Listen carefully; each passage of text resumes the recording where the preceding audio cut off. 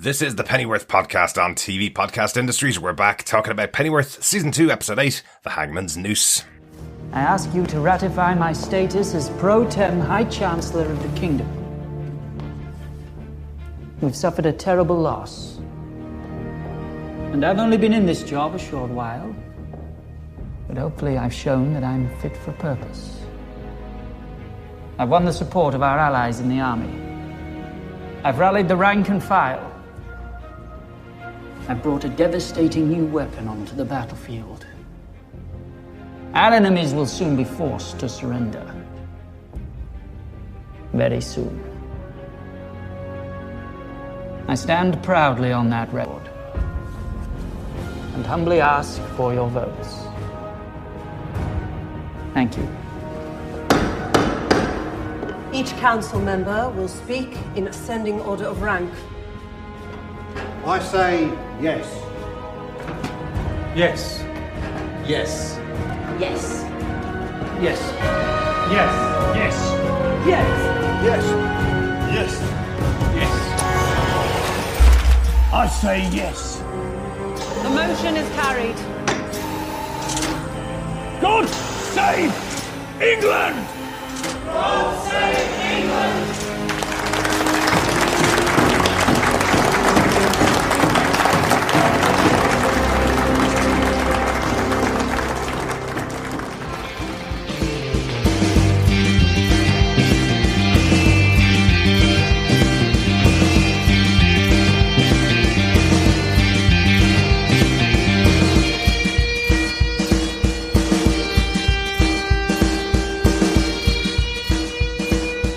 Welcome back, fellow governors. We're talking about Pennyworth, Season 2, Episode 8 on TV Podcast Industries. This one's called The Hangman's Noose, and I'm one of your hosts, Derek.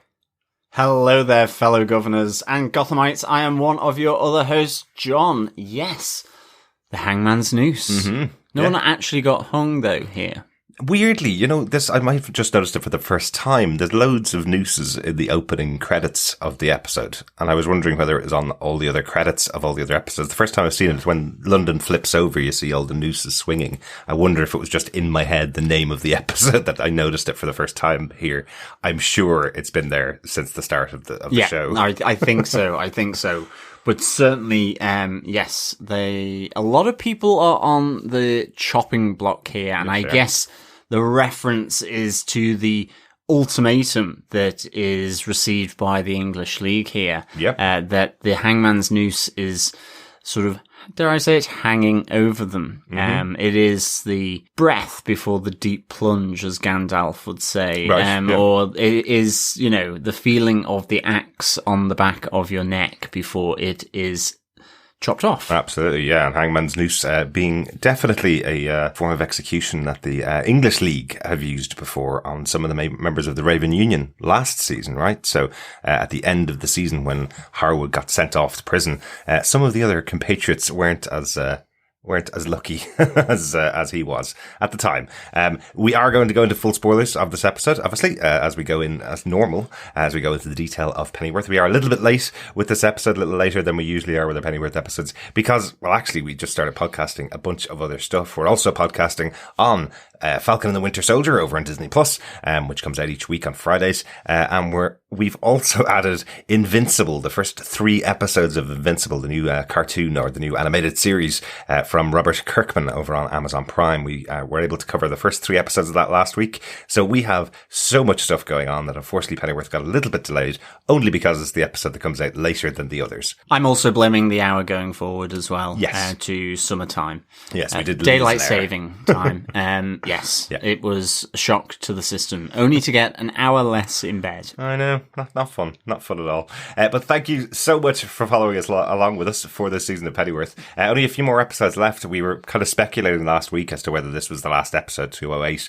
And then, luckily, thanks to Epix, the next episode has already appeared in our previews for episode 9. So we know at least we got one more, probably 2 more, as the season closes out for season 2. Quickly call out that there was an interview with with Cast and Bruno Heller at WonderCon at home at this weekend. You can see that over on YouTube. A really good interview with all the cast, actually. Really good fun seeing everybody there talking about season 2, talking about how it's all been set up. But what's really interesting about it is Bruno Heller seems like he's very in depth in writing season 3 of Pennyworth. Yes, what a shocker that was. Well, yes, but no confirmation that we have a season 3 from Epix just yet. He says he's doing a treatment of season 3, didn't he? I think that's how he phrased it. Kind of, yeah. I like the surprise on some of the actors' faces when he says, "You wait until you see what happens in season 3." One of the big things he calls out is now we have the 4 major people that created Batman. We have Thomas and Martha, of course, who technically, biologically create Batman and Bruce. We have Alfie, who brings him up and teaches him fighting skills, as we saw in Gotham. And now we have Lucius Fox on the show, who's the 4th person who gives him some of the gadgets and technology, and also some of his core heart and ideas of how he deals with the world around him. So now that they have all 4 of these people on the show, Bruno Heller seems very confident that if he gets to season 3, we'll see a lot more of those personality traits that lead to the creation of Bruce Wayne and Batman coming out in that season. Absolutely. And of course, the marrying of the human form with technology is very evident right at the end of this episode, but we will get into that with our spoiler-filled discussion. Before we kick off with some of the episode details, remember, you can head on over to tvpodcastindustries.com to subscribe on any podcast catcher of your choice to listen to our discussion of Pennyworth Season 2. We are on Spotify, Apple Podcasts, Google Podcasts, and any other straight-laced or groovy podcast player. Absolutely. And of course, if you go over to TV Podcast Industries or subscribe to the main TV Podcast Industries feed, you will get access to our Invincible podcast, plus our Falcon and the Winter Soldier podcast, and hundreds of other episodes of podcasting that we've done over the last 6 years. So thanks so much for joining us. Let's get into our discussion about the Hangman's Noose. This episode was written by Seth Sinclair, who wrote season 1, episode 4, and also wrote season 2, episode 4, which you spoke about a couple of weeks ago. The episode was directed by Catherine Mooreshead. Once again, she directed episode 7 of this series, so the last one that was just up. So we spoke about her last week. John, do you want to tell us what they gave us with your synopsis for season 2, episode 8 of Pennyworth, The Hangman's Noose? Sure. The death of Lord Harwood seemingly sparks the potential for the negotiation of peace terms, as the English League, in an act of reconciliation, allows the funeral of Harwood to take place in League-occupied North London. But as both parties sit around the negotiating table following the funeral ceremony, the Raven Union deliver an ultimatum to the English League to surrender unconditionally or feel the full force of the weapon Stormcloud. Elsewhere, Bet and Peggy Sykes seek revenge for Harwood's death and go after John Salt's mistress, Vicky DeFrench. They hope to use Vicky as a hostage, but while an attack on the conniving Salt is still on the table, Katie again persuades Bet to spare Vicky's life. And so Vicky becomes another window display at Sykes' House of Pain. Meanwhile, after staying in England to work with Thomas Wayne, Martha, Lucius and the English League, Alfie has unfinished business with Gully Troy over the affair with his wife, Melanie. Confronting him at his house, and despite being prepared, Alfie is overpowered and forced by Gully to play a deadly game of cat and mouse in Epping Forest. Injured and bleeding out, Alfred manages to use all his survival skills to stop Gully and is rescued by his best friend Dave Boy and his mother. At Raven Union headquarters, as voting by the Raven Council begins to install Salt as the supreme leader, a very familiar face joins the unanimous vote in support of John Salt. A very, very familiar Very face. familiar face, indeed. Not quite the familiar body that we remember, but nonetheless a familiar face. Yeah. A very shocking ending, really. We will talk about it in a moment as we go through our main points of the episode. Where do you want to start, John? We normally start with Alfie, the boys, and the job. Alfie does have a bit of a core centre for the episode, but it is different to the main overall storyline this episode. Do you want to start there? Yeah, it really is. It is the game of cat and mouse, the hunting of Alfred in the wood by Gully And not his team. It is left to Gully. You know, he wants the trophy in that sense. Yeah. But it's the unfinished business between Gully and Alfred over Alfred's affair with Melanie. Yeah. Gully going full Jason Voorhees here as he stabs Alfie, sends him off into the woods and gives him a 5-minute head start, and then just walks slowly after him, following the trail of blood that really felt, as I say, like Jason Voorhees. It felt like he was going like a serial killer from a horror movie in here. But yeah, we do find out that he wasn't being on the level really with Alfie. Even if Alfie had gotten Gully, he left strict instructions with his man to kill Alfie when he went back. So no matter what, Alfie wasn't supposed to get out of this thing alive. No, exactly. I mean, Alfred goes there completely prepared with a gun, but effectively the remaining members of Gully's team, point guns at him, sneak in behind. And yeah, I mean, you're in this lovely sea of destruction and chaos that Gully has done. I mean, there's a great line where Alfred says, "I see you spared the TV," and then he chucks an ashtray through it. Straight through it. So yeah, Gully has not really dealt with Melanie's betrayal and her leaving him basically very well at all, but he hasn't gone after Alfie. So you do have this really nice thing at the start where Dave Boy is at Alfred's house with his mother, looking after his Alfred's mum, and is just really on tenterhooks. He's looking out between the net curtains. He's got gun in hand.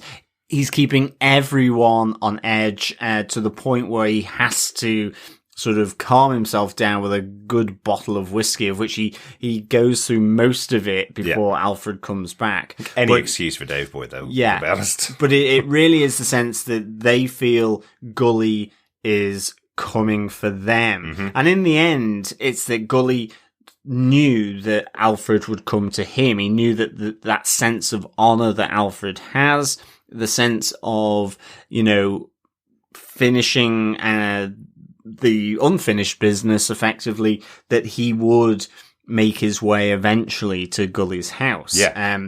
Which is a good thing he didn't leave to go to America then, because otherwise he would be waiting there quite a long Gully'd time. be there forever, He really would. And then, as you say, in order to give him an advantage, he stabs Alfred in the stomach and gives him 5 minutes head start in order to then hunt and track him down and kill him. And the thing is here is that Gully is quite clear. He is going to kill Alfred. Alfred is trying to kind of give a bit of the old talk and get himself out of it. He thinks... Can we not just talk about it? Yeah, he does think there's that, he can do the cheeky chappy routine to kind of like calm everything down and to sort of dispel or just sort of dissipate the tension and the proceedings that he knows are coming. He feels he can do that with, his banter, his chit chat. But it's not working at all. And so you have this, this hunt through Epping Forest effectively. Yeah. Alfie's not alone though. He's not. He is accompanied by Baza, who has returned as his spirit guide throughout this section. I really like seeing Hansel and Bella back on the show. Yeah, me too. In this role, we saw it back in episode 5, just a short moment, really. This time, he seems much more like a guide to Alfie, but I love that kind of idea with him, where Baza's kind of telling him, why the hell did you not go to America, basically? These are all thoughts that are within Alfie's head, remember. This isn't, I don't think, a ghost visitation from Baza, at least in these opening kind of conversations between the two of them. Because I love where Alfie's asking Baza, do you have any practical information for me here? And he's like, well, you're stuck, you're gone, you're bleeding out, mate, you're going to be dead in a couple of hours. Like, that's it. Stop running, because you're just making the blood spurt more with the exertion that you're doing. But yeah, I mean, this Baza as this spirit guide was really nice. I mean, it is the thoughts of Alfie, but I also like to think that it is his thoughts as how Baza would say them. Exactly. What he would expect Baza to say to him. It is that kind of good, bad angel on the shoulder type thing. The guide, and Baza is the voice of reason and logic and rational thought. Alfred here has gone off on impulse with what happened with Melanie in terms of suddenly deciding not to go to America. It is really nice. And it also, again, just reminds us of that importance that Baza had within that group, which is really good. Yeah. He's there saying, I'm also here to show you the way, once, if you die. Yeah. Well, that's the one I was wondering about, whether that second kind of appearance of Baza, where we have the light coming out, they're going to go into the light moment for him, or asking Alfie if he wants to leave now and not live, then Baza will guide him on the next stage, effectively. I was wondering whether they were really making a comment on, as I say, the first bit was just the thoughts of Alfie translated to Baza, and the second bit was actually Baza returning from the world beyond, effectively, to guide Alfie on to the next life, I suppose, in some way. Like, is that the way they were kind of doing it? That one's the thoughts inside Alfie's head, and the other one is actually the spirit of Baza coming back. No way to know for definite, but I like that it could be. Well, and I think the light at that time is coming then from the Gully's van, where one of his henchmen is waiting there for Gully to return. Yeah. And again, then he tries to set upon Alfie. Yep. But luckily, in the nick of time, we have Mrs. Pennyworth along with Dave Boy coming in here as well. Now, in fairness, Alfie's got the moves, and I guess the great thing here is that, Alfie does managed to escape from Gully by using all his survival techniques, all the techniques he's used in the jungle during the military. And most importantly, the one that he learned from Gully, which is a great scene, because you just don't catch it immediately what's happened. You wonder what he's doing, don't you? It's like as if, you think that Gully stepped on something and a piece of branch has just happened to impale him, but then as it pans out, you realize that's the trap that Alfie was setting for him. The release mechanism, Alfred kicks away, and it's this big pointy stick on a recoiled branch that gets Gully in the side. And the thing is, you wonder where the hell this branch is coming from, because you don't necessarily fully connect what Alfred's doing with his feet when he kicks away this kind of supporting stake that's keeping the trap coiled for release. So it's really kind of good. Absolutely. I really liked how they played into the his former military past there, and also I guess the cherry on the cake, in a sense, at least for Alfred, not for Gully, is that it's one of Gully's own techniques that he has taught Alfred and his unit. Yeah, and the kind of gallows humor from Gully, where he's saying that he actually killed the person that taught him how to do it as well. So that was quite an interesting one. Just want to quickly shout out the teaching moment, I suppose, for Alfie here, is that he actually says to Gully, I'm so glad you made me do this. You show me how much I love this. You show me how much I want to be in these kind of situations. So interestingly, Gully was just doing it effectively to torture Alfie, chase him down and kill him. But it turns out that now he's gotten Alfie back to the kind of person that he was before. He's really good at this, and he really likes being in these kind of positions and fighting against other people, considering he looks, I think he's pretending to be hurt much more than he is when Gully arrives, and then he is able to fight back against Gully. But when he makes it back to the car and Gully's man attacks him, I think by that stage he is pretty close to death, as we saw from the Baza visitation. But he's still able to jump up and still able to beat the guy in hand-to-hand combat. So Alfie's a pretty tough competitor when he wants to be and when he needs to be. So yeah, most definitely. I think as well, the other good thing about just coming back to Baza as the spirit guide, he actually mentioned something really important to Alfred as well here about, that he's a good person, and he's searching to for that, but that, you know, he's always strayed from that path, and what he needs to do is search for a call in order to put his talents and that to best use. And that really, for me, feels like a massive setup as to how Alfred would view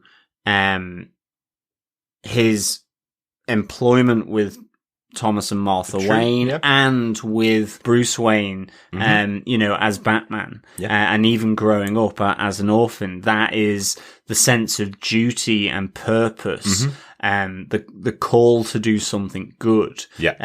That, you know, really I felt connects in. I think you get that from him, from his desire to stay in England to try and do something meaningful as well. But I like that it has this personal touch from Baza, because you can sense that coming from Baza if he was still alive, you know? Yeah, exactly. It's like, how many times you're going to try and undermine your own life, you know, by doing things that are going to corrode it or sort of impact it, you know? Yeah, exactly. And kind of speaking to that, I suppose, at the end when Mrs. P arrives with Dave Boy, he does call for an ambulance for Gully. He doesn't leave him out there to die. He does make the right choice to not kill him, effectively. Yeah, so, exactly. That is choice. Speaking of Mrs. P, Mrs. Pennyworth, her right hook in the house with the other henchman, I suppose, of Gully, is so good. I love that she just takes the silk scarf off her neck, wraps it around her knuckles, gives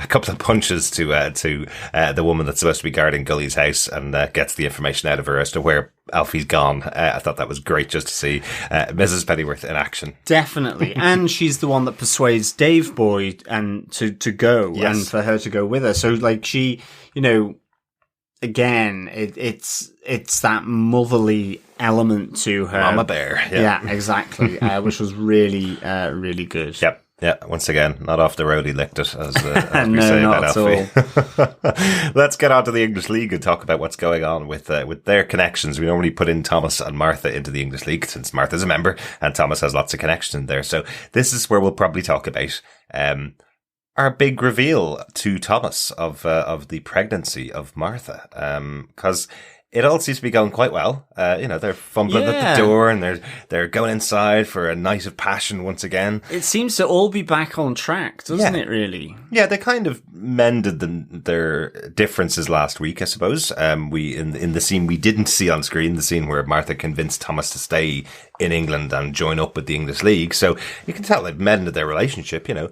But I love how this scene plays out. I love this whole idea where she's kind of wants to tell him, but doesn't really have the words to tell him. And then he says, you know, I've got a condom in my wallet if you need me to use it. And Martha kind of responds, well, if we're going to have sex, you don't really need the condom because you didn't use one last time. You know, I love, again, it's that kind of way that Martha has of being very adversarial with Thomas. Like, it's almost like she's attacking him and he's attacking her all the time. This is a really interesting relationship. We know from right the way back to the first episode of the first season, these two characters, they really have a different type of banter and they challenge each other constantly. Sometimes in a good way, sometimes pushing things forward, and sometimes in a really negative way, like we see here, where Thomas takes his absolute standard approach here and goes, well, if you're pregnant, then I insist that we get married. I'm going down tomorrow to the courthouse to get us marriage papers. And that is not the type of person that Martha is. You know, Martha was looking for, propose to me, maybe, you know, ask me to marry you, and then we'll go and do the thing. And if I say yes, kind of thing. But because he's going, I'm going to have to make an honest woman of you now that you're pregnant with my child. You know, I'm not going to have a bastard in my family. Like, there was no romance in there at all. No consideration for what Martha might think. So well, I was going to say he was kicked out of the house. She leaves him behind when she goes out to get some air, and that's kind of it done from her point of view. What do you think of this kind of moment between the two of them, John? I actually really liked it, because I think moving forward, I can see that, you know, you can envision Thomas Wayne and Martha Wayne in the future not being this perfect married couple. Exactly. And that she's strong and confident about herself. And I like this. I actually like the idea that maybe it's Martha that is the driving force here, in Bruce's life a bit more, at least in terms of that know-how, getting stuff done, being that kind of freedom fighter side of things. And Thomas is maybe on the more medical side, the, strategic side of working with, such as like the GCPD, but because of his experience in the CIA. And I kind of beginning to really enjoy this notion that it's not that perfect picture book kind of couple. Absolutely. And I like that she is very sure on what she will say to Thomas, and she will not take his nonsense. Absolutely. And once again, another great Bruno Heller touch, the showrunner for the show, another great touch from him. You know these two are going to end off together. You know they're going to have at least Bruce Wayne as a son, and they're going to live together, and you know those stories of those characters. But once again, another moment when they could have, it could have all worked out fine. This could have been a moment where Thomas goes, and he seems quite happy. He seems, no particular issue with her being pregnant. But because of how he handles it, they're pushed further apart again. Even though everybody knows they end off together, they're pushed really far apart once again. Something we've never mentioned on the podcast, I think, about Thomas and Martha Wayne is that they, well, at least in some comic book stories, they do have another son. They do have Thomas Wayne Jr. So we were wondering, Thomas Wayne Jr. tends to be the older son of Bruce in comic books. So possibly this is Thomas Wayne, Jr. That Martha's pregnant with at the moment. So maybe things aren't all happy, with their first child. If they're going to go down that path of having Thomas Wayne Jr., how do you think that would go down with fans of this universe? Because Thomas Wayne Jr. is not very well known. It's usually someone that's quite hidden, and jumps back out as when story requires, it to have a villain connected to Bruce Wayne. So we've seen Thomas Wayne in connection with the Court of Owls, for example. We've seen Thomas Wayne appear, I think once or twice more over the many, many decades. But what would you think if at the end of the series, Martha gives birth to a child and they name it Thomas Wayne Jr.? How do you think people would react that it's not Bruce if that was the choice? Yeah, I guess it's all leading to Bruce, but I guess I could also see it being Thomas just because of the age of Alfred here. I pretty much, Alfred is quite old when Bruce is born. Certainly when, he takes those first steps towards being Batman. Oh, absolutely. Yeah. And you're thinking that's maybe 20 years. So I still think it's really early days of Alfred Pennyworth. He's still that kind of, young guy. Yeah. And so it's really conceivable that it could be Thomas Wayne Jr. Whether the fans would like it, I'm not entirely sure. I'd like to see the reaction. I think definitely, everyone just, as you say, because Thomas Wayne Jr. isn't as well known, it is about Bruce.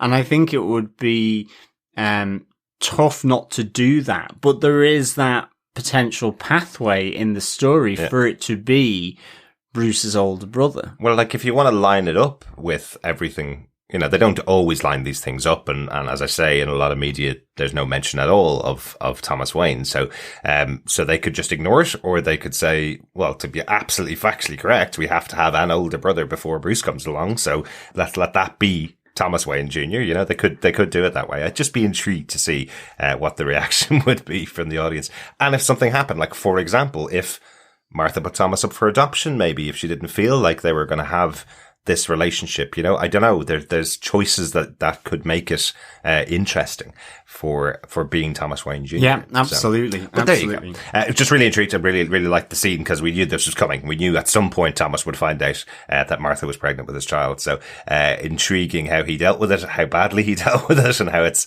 put another wedge in their relationship, which eventually will be healed in some way. Absolutely. I think the other thing here as well with the broader English League is we do have Alfie kind of being an intermediary, you see him coming back into the circle of the chain, the upper chain of command in the English League with Aziz and the Queen. And we see him there going with Aziz to meet and parlay with the Raven Union immediately after Harwood's death and the meeting afterwards. But then Alfred has this unfinished business and kind of leaves. And really it then comes to the English League, I guess, and the Raven Union are intertwined with the possibility of a peace treaty between the two sides. And I think here we can move to the Raven Union, because of the death of Lord Harwood, there is this move by John Salt and Field Marshal Thursday, and I think they met on a Friday for the funeral of Lord Harwood to be held in North London, in English League occupied North London. We're talking comic books here, right? This is a comic book TV show, right? And nothing is evidence more than the end of the episode that this is definitely based in the DC Comics world, right? So when they do things like having Salt saying, well, we want to have the funeral of Harwood before we sit down and have any kind of arrangements about any kind of peace treaty, we're going to have that funeral. And then you have the conversation with where he's talking to the assistant who works in the Raven Union, and she says, but nobody's going to be able to come to the funeral if you have it in London. And he goes, oh yeah, I know, but that's not the point.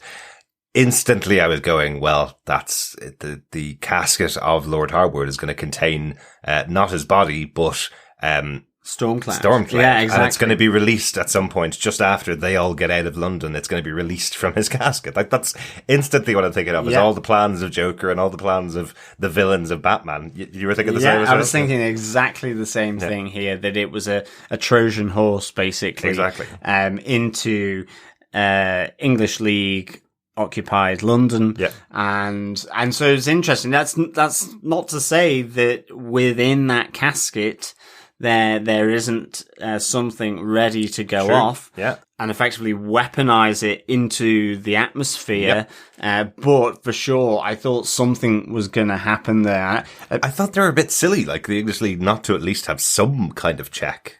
Yeah, and some kind of presence there. Yeah. Exactly. But I guess if he's being buried there as well, they could always dig him up and then check. But maybe. I mean, yeah.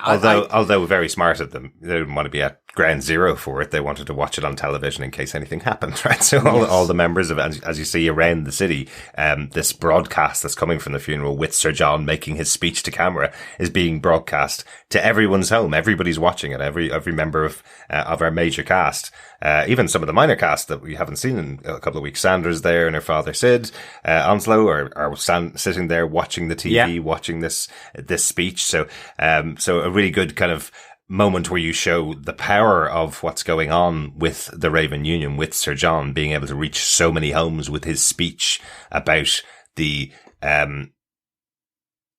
impact that Lord Harwood has had, about the light that's come from him, about keeping his ideals going, and we should all stand behind those ideals to support his vision of what England should be. Exactly. So he has used this moment to... it's propaganda for 100%. The Raven Union, sort of, on the coattails of the popularity that Harwood did have. Yeah. And so, because they're saying his death was a heart attack. And it's interesting because in the funeral as well, you've got Bette and Peggy sat on the back row, kind of glaring at John Salt, and I thought they were going to do something because it's not overly guarded, it's not like mass ranks of Raven Union officers and Raven Union army personnel at this funeral. Like, there's not very many people in the congregation at all. No. So it's really, I thought they were going to do something. I love Bette and Peggy here. That's exactly what you see at a lot of funerals. You just see the two ladies sitting at the back watching everybody and just commenting on everybody in the room. So I love that what Bet and Peggy are actually doing, because it's them. They're picking out the victim, or at least Bet is. They're picking out who is the person we can get to Salt through. So so they're sitting there wondering who the blonde waving at John Salt, mysteriously, not really hiding who she is at all. They're wondering who she is, and it turns out it is his mistress, Vicky Dufresne. Yes. Yeah. The actress. And so, I mean, this is a nice little moment. I mean, Bet and Peggy, the rapport between the two of them, it is just so good as they go, to kidnap, Sir John's mistress from the theatre. And Vicky's starring in the West End in a play called Cuddle Me Corporal. If you're British and of a certain age, you'll definitely remember the Carry On movies. I think a lot of people would know the Carry On movies. This is what this felt like. This is the Cuddle Me Corporal. Yeah, this is the theatre equivalent of the Carry On movies. Massively dubious, I guess, in terms of the story, I would say. Absolutely. And I was getting some vibes of Barbara Windsor from Definitely, this actress. she's in a very short sort of hot pants with then the army uniform on top. I think it was just a jacket and her underwear. I'm not even sure if it was even short pants she was wearing underneath. But I love how they just drag her out of the theatre. And again, the intimidation that comes from Bet when Peggy's asking a question, Vicky doesn't answer, and Peggy says, "She asked you, were you on television?" It's really good. And Peggy going, "Do you have a boyfriend?" Peggy and Bet repeating, "She asked you a question. It's a simple yes or no. Do you have a boyfriend?" It's so intimidating from Bet. I really love the two of them together. Yeah, they're really good. They're really good. But we do get a bit more insight into their relationship, really, when they take Vicky back to the shop, and Bet is challenged by Katie. She's been told and has promised Katie that she won't kill anybody or won't hurt anybody. And we do get a bit from Peggy here where she sits down and just kind of goes, "I go along with what you say, Bet. You make these decisions and I clear up after you, but I don't stop you." Yeah, absolutely. It seems like a different relationship than I was seeing in the past, but now it makes a lot more sense, I suppose.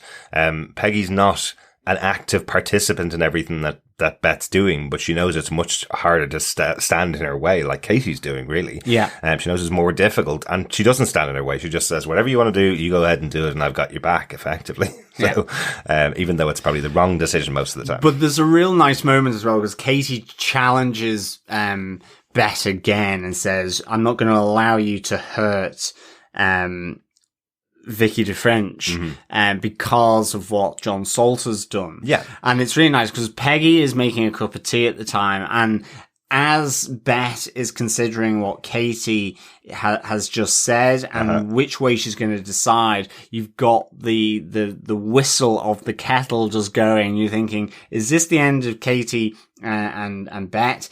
And it's not. Bet relinquishes again, but she does make it quite clear that in respect of John Salt, he is not off the table. Absolutely. That revenge will happen with John Salt. I don't care what I've agreed to. John Salt is definitely getting it, basically. Yeah. You're totally right, though. I mentioned it before that if you've got a period piece, you use the phone to punctuate the intensity, or you use the kettle boiling. Those are the two things that really you can use from the 60s and 70s, particularly in England, that will really show the intensity of the scene always. Yeah, it's really good, and of course hilarious because Vicky Dufresne becomes another front window display at the Sykes House of Pain, and the other guy is still there. They're both trussed up in leather with the gags and everything. It's almost like something out of Hannibal Lecter to an extent.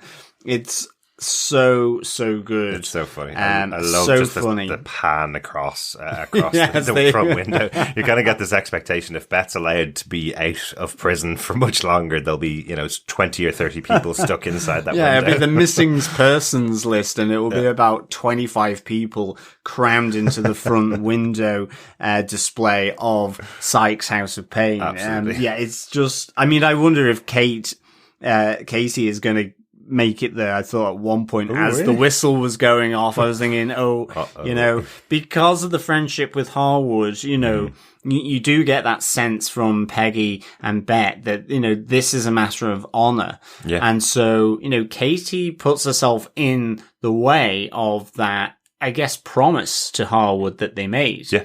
And so, I really thought either it was going to be over or potentially she was going to make it into the front window as well. Yeah, gosh, that would be an end to the love story, wouldn't it? Well, yeah, exactly. Wow. I suppose the other thing we need to talk about with the Raven Union and English League is the peace treaty, effectively. I really like this moment with Salt and the crew from the Raven Union who arrive at the English League headquarters, or I guess Buckingham Palace by the look of the place. I guess that's where they are. I'm almost definite. I haven't been to Buckingham Palace, but I can tell that's the type of building they're in.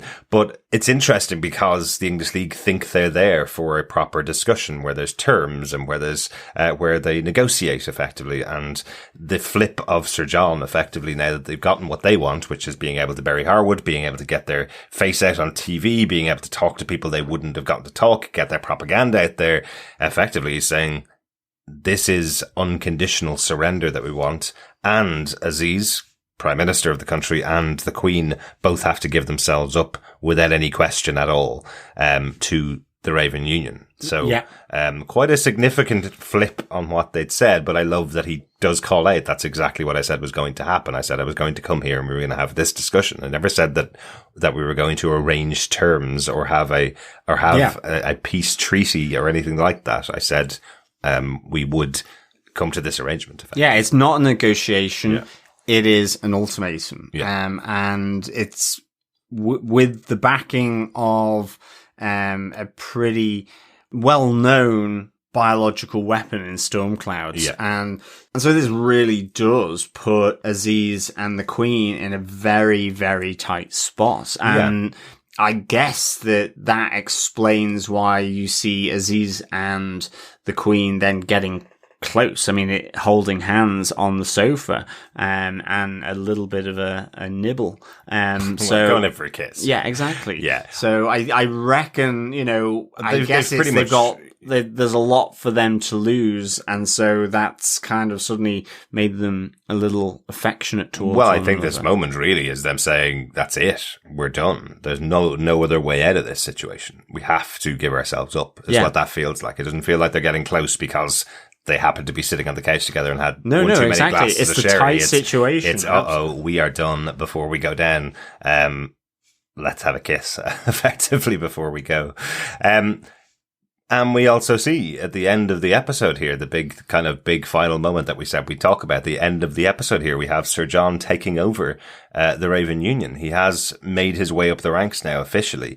Thursday had said that wasn't going to happen. The army were going to be the ones that would be in charge of the whole situation. But we know that he has been making these moves to get himself into this position. Sir John has been making his moves all the way from getting his title of Sir John, and now getting a unanimous vote from everybody in the room, including somebody that we absolutely didn't expect to be back. Absolutely not. Well, I say that, but I think we did actually start season 2 going, one of the comic book tropes of never seeing the body means that it's possible that someone will come back, Well, that is true. The explosion happened.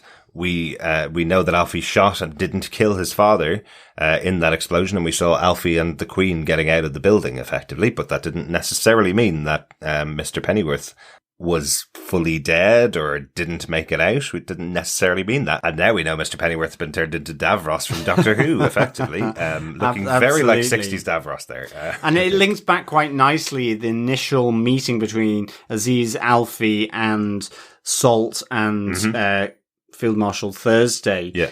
Because Salt makes reference to his dad, and he did in episode 1 as well. That's and true. again, it seems like another pet project of Salt that he's been working on because.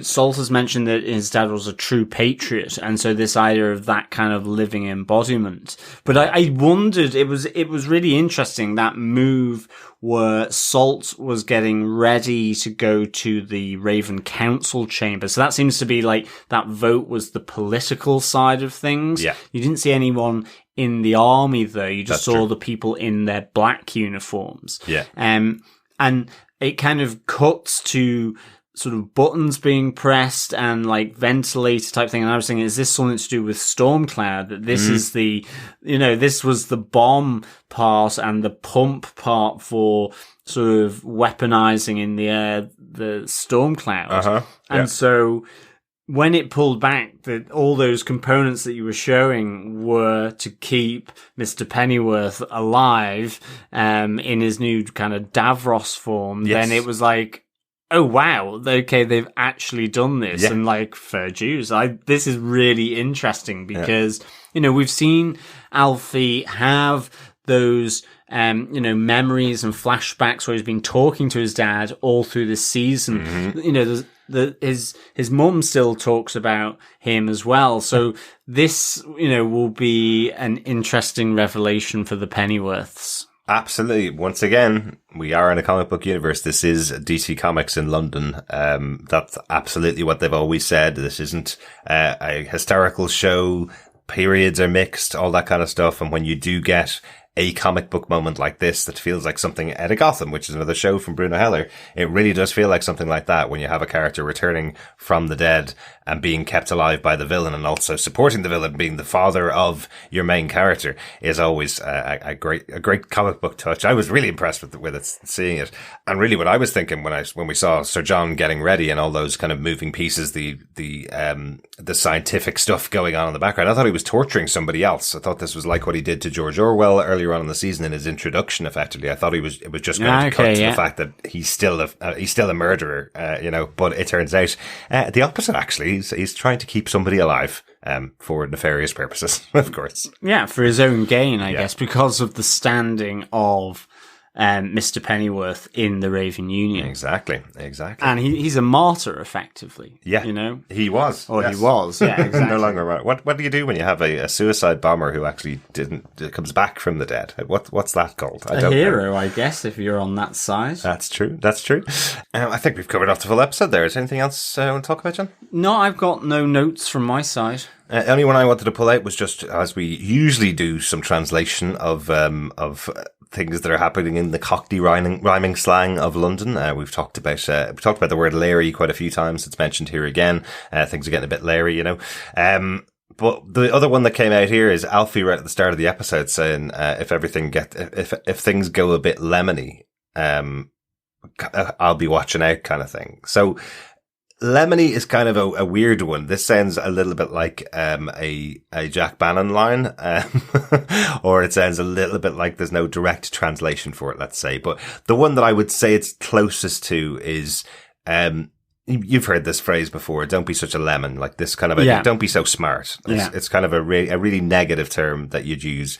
The way that they say it in kind of Cockney slang is more, the guy was being a bit of a lemon, so I punched him, is kind of the way you'd say it. So basically what Alfie's saying is, if things get a bit violent, a bit brutal, effectively, is what he's saying here. So, if things starts to go sideways, I'll be here, is what he's saying. Yeah, okay. It's understandable in the context. Yeah, it's one I mean, I've heard of you lemon. Yeah. Which is kind of like you're a fool, or, Yeah. But yeah, in this context, I thought it was fun. It's kind of exactly. Crazy language. for Cockney Londoners. I like it. At least that's my interpretation, once again, not being from London. John, how would you rate this episode of Pennyworth? Season 2, episode 8, The Hangman's Noose? I would give this 4 Terminator dads out of 5. Yes. With added laser beams. I really like this. I like the fact that, you had this strive for peace between the English League and, at least in good faith, with the Raven Union. And I love that this was undercut by just the conniving, the ambition of John Salt. Yeah. You know, at the end of the day, he has been, behind the scenes furiously sort of feathering his own nest in order to achieve power and influence, and ultimately, lead the Raven Union. And truly becoming the comic book villain. Yeah, now. definitely. You know, like we said, Harwood was starting to show signs of being so much more comic book villainy as the second season went on. You know, just getting the metal nose in the first season wasn't enough. This season he got more and more like a comic book villain, and now John Salt stepping up from the background, really standing out as that comic book character. Yeah, and I like how Not that he is a comic book character. No, sorry. but I like then how, you know, on the personal front, there's that strive for peace from Alfie towards Gully. You know, he wants to make amends and to kind of wipe the slate clean and, you know, put that marker down and move on effectively. And that doesn't work either. You know, Gully doesn't want to hear any of it. Yeah. But it's ultimately, I think, moving to Alfred actually getting a sense of the purpose within the English League and for his home country, and also for him personally what he must do. And I think that came really nicely from Bazza, and I really liked seeing Bazza back in that context. Absolutely. I thought it was really good. Yeah. And of course, what's not to like about you know, part machine, part human father returning. Absolutely. That's going to cause all sorts of ruptions in the Pennyworth household. So, Absolutely. yeah, that was a pretty big bombshell Yeah. to finish on. But they not keep something getting I us. expected either. Yeah, they keep getting us though, John. We've done 5 seasons of Gotham, 2 seasons of Pennyworth. And still they do things like this and we go, we would never have predicted that was going to happen. And it's not like it's massively unusual for the story to do things like this, but it's just they don't signpost it enough for us to guess these things. Maybe we're just not good at guessing. Maybe that is the case for sure. But yeah, really good episode. 2 more to go after this one. Really looking forward to seeing how they wrap up this season, and really hopeful that they do get a 3rd season now after hearing the idea of what's going on from Bruno Heller. Yeah, definitely. Interesting. Have a little bit of feedback to go into as we close out the episode. First up, Angie Arhus says, "It's great TV when the Sykes sisters put the beat down on someone. Is it me or is Peg's hair getting bigger with each episode? I agree with you guys. They do seem to be rushing the story since their hiatus ended. Does this mean they're trying to wrap things up and there won't be another season? That'd be a bit of a shame. I was hoping for a Beth Sykes spin-off." That would be awesome, actually, Angie. Sykes for, sisters, yeah. A Sykes sisters spin-off. I think it'd be really good. And I mean, interestingly enough, I think Bruno Heller has, you know, dangled that little enticing snippet that there could be a season 3 here. I mean, nothing's been confirmed, so it sounds all really quite positive. That, you know, he's getting into the nitty gritty of a season 3 of Pennyworth. So if he's writing the scripts and the show isn't produced by Epix, we're sending Bet round to his house to pick those scripts up and find out how this show would have continued. And I'm totally with you, Angie. Yeah, having the Sykes sisters on screen is great. Yeah. Really enjoy seeing these two on screen in Pennyworth. Absolutely. I know this feedback was on an earlier episode in the season, but they're great in this episode too with another beatdown. Yeah, absolutely. Thanks, Angie. Roger Sprong says, starting with the first episode this season, I was getting a Casablanca vibe. This pretty much clinched it. When Bess and Peg are getting away at the end, walking through the trees with their shoes off, it looked like the same setting they walked through last season. Oh, it could be. Yeah, it could be indeed, yeah. It could be. It actually probably is, to be honest. We probably have that scene even with Jack Bannon in this episode. And with Gully, with Alfie and Gully, that possibly is taking place at exactly the same forest where they film all this stuff, you know, because it's very costly if you're going to multiple different forests, but if you film it from different areas, it's probably much easier. I know what you mean about the Casablanca vibe, but I love the twist of the Casablanca. You know, could be the start of a beautiful friendship. Probably not from Alfie. Thanks, Roger. Yeah, thanks, Roger. Valerie over on Twitter after watching this episode says, "For heaven's sake, what have they done? Alfie's dad, part man, machine? I can't even imagine where the show goes from here. Hopefully not too far-fetched. I don't think I like it, but we'll see." Well, exactly, Valerie. I think it was a complete shock. You didn't really get the sense that this was going to happen. I guess it's almost a bit like if they decide that Martha's baby will be Thomas Wayne Jr. rather than Bruce. What will happen? I guess the great thing about having Alfie's dad as this part man, part machine is just how it will impact Alfie and potentially his mother. Who knows where his dad will get to. Maybe that chair that he's in can lift off the ground as well, a bit like Davos. Maybe. He could fly in to visit his wife, effectively. What happens if Alfie has to take his father out a second time? What would the neighbours say if you killed your father twice, John? Well, exactly. Yeah. Alfie definitely be running off to America at that stage. Yeah, thanks so much, Valerie. And Mrs. Anna Angel Bannon says, I just finished it and I'm completely shocked at the ending. I didn't see that coming at all. Another brilliant episode, and the very sexy Jack looked hotter than ever as Alfie. Even with the gaping stab wound and the blood oozing shirt. Maybe. He certainly looked great in the opening scene in his brand new suit. I love that little comment from him to his mom where he's going, look at me, ruined another suit again after being stabbed. Very good stuff. Thanks very much, Anna. That's some really fun thoughts. I know it's just a shocking episodes. I love getting the reactions in from people over on Twitter as well. It's really good to hear your thoughts. Thanks so much once again for joining us for the Pennyworth podcast on TV Podcast Industries. Make sure you subscribe to our podcast on TV Podcast Industries. You can search for it on any of the podcast catchers or podcast players of your choice. You'll get access to all of our coverage, including Invincible, Falcon the Winter Soldier, and Pennyworth, which we're currently covering every week at the moment until all three of those shows finish. Yeah, and we've just finished our coverage of WandaVision as well, so there's kind of another slight period piece, at least for the first few episodes, over on our podcast feed as well. And all of those shows are supported by your help, your support. You can support us by sharing the podcast on Twitter, Facebook, Reddit, wherever you are. Sharing the podcast is sharing the love. You can also support us over on Patreon at patreon.com/TV Podcast Industries. Every euro, every dollar spent goes towards the podcast and goes towards production of all of these episodes that we put out for you every week. Yeah, thanks so much, fellow governors and fellow Gothamites. We will return with Pennyworth Season 2, Episode 9, Paradise Lost, next week. And we'll hope you will return to join us for our spoiler-filled discussion of all things to do with Paradise Lost. Again, thanks so much for joining us, as always. It is a pleasure chit-chatting with you, fellow Gothamites and governors. Bye. Yep, speak to you again next time. Bye.